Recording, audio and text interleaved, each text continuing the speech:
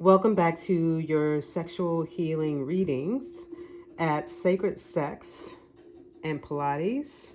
And if you are a Patreon or a patron on Sacred Sex, this reading is for you, and it's also timeless. It could be just a jolt. It could be a reminder. You take it as it resonates. But I invite you to take your time and peruse this reading before we get started and we delve deep into it, as it relates to, the sanctity of sex and how we honor ourselves as a divine feminine and a divine masculine. All right. So the first row you'll see at the top, and I'm using a menorah deck for this, is the erotic tarot. All right. And it's the Two of Fire, the Knave of Fire, the Six of Water, and the Nine of Air. The bottom row, you have an offer of love from the oracles of the romantic energy deck. And then you have the star card from the traditional Rider-Waite tarot. Okay, so the first row really kind of threw me for a loop, and that's why I kept pulling cards to clarify the Two of Fire. Then I pulled the oracles thereafter just to give me a little bit more direction from Spirit. I just really needed the direction here. So I'll start with the Two of Fire. And as you can see at the bottom of the card, the symbols at the bottom are Mars and Virgo. So Mars is in Virgo, Virgo is in Mars.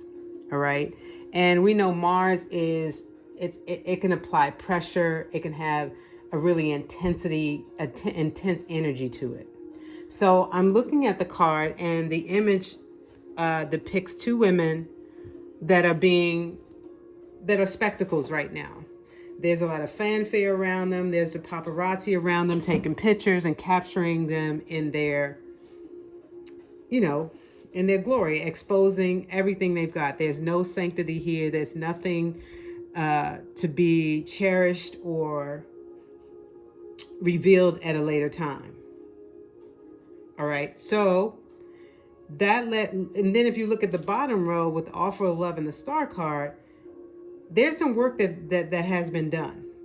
And if it's not, it's work that needs to be done.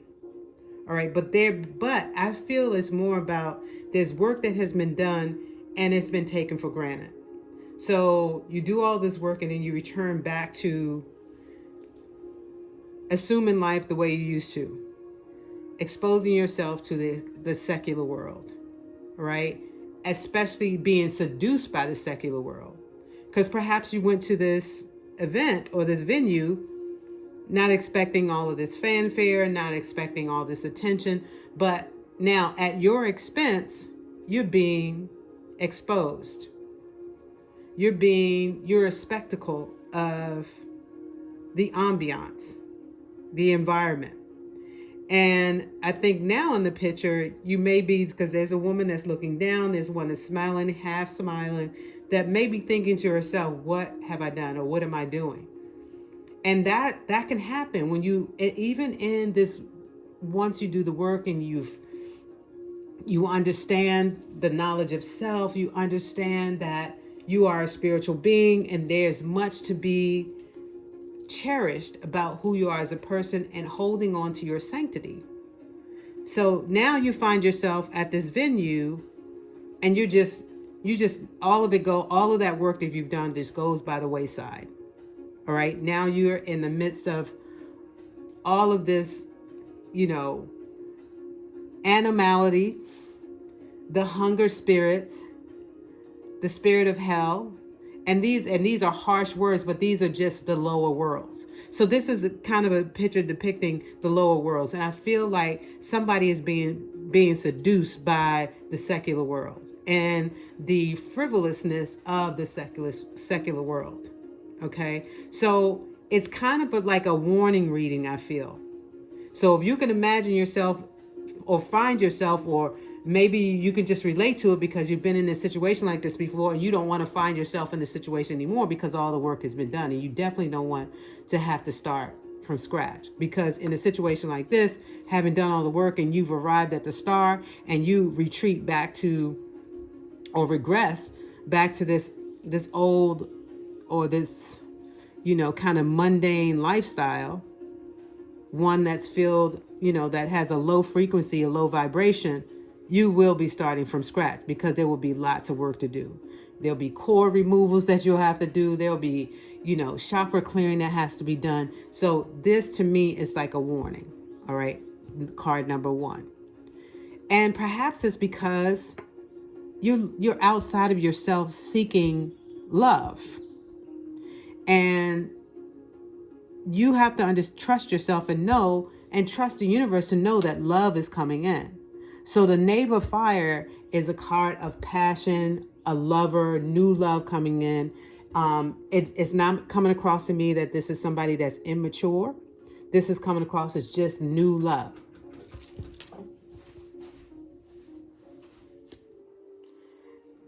So you have new love coming in, and you have to trust the universe that love is coming in.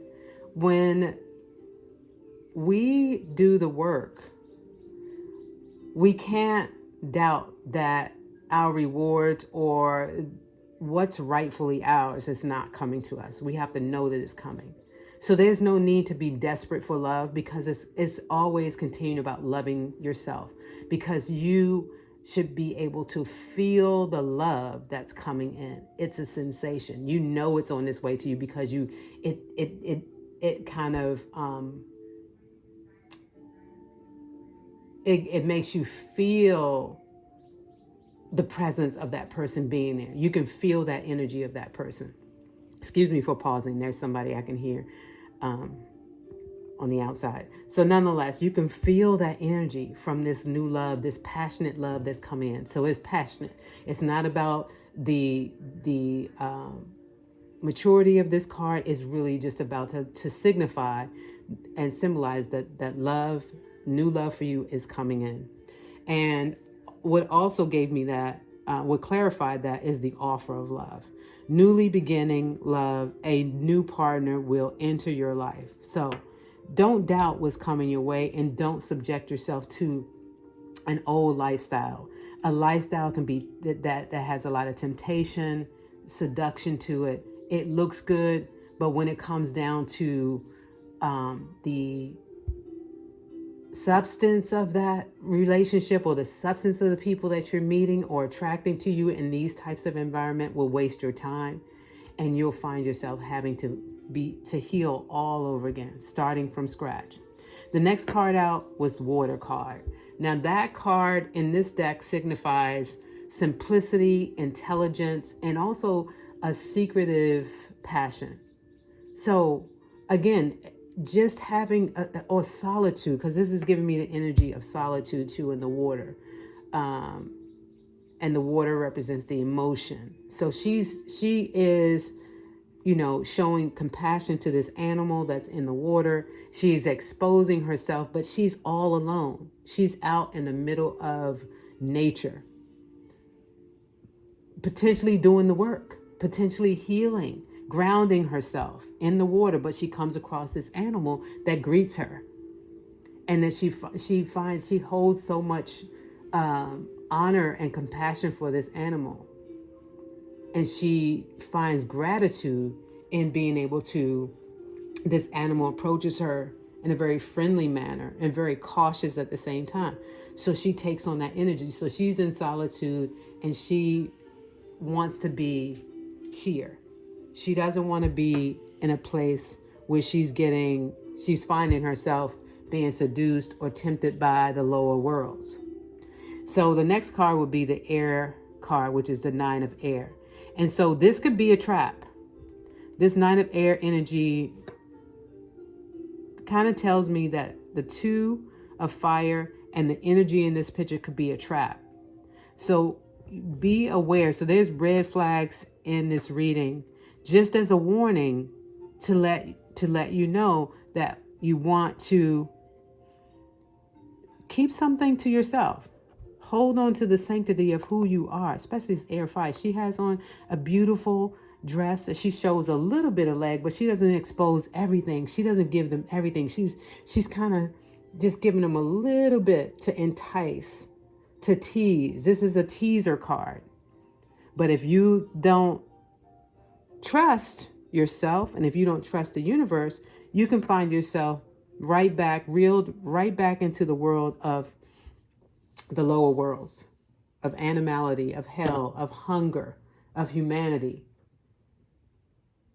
and the lower realm of humanity. Okay, so that's the reading on the top. Now on the bottom, there is definitely, and it's affirmed here, an offer of love that's coming your way. So be open and receptive to meeting someone new. Letting go, because the eight of water could also signify reconciliation, old love. Maybe that's possible, but it has to have a new connotation to it, a different, fresh connotation to it, in order for it to fit into this reading here.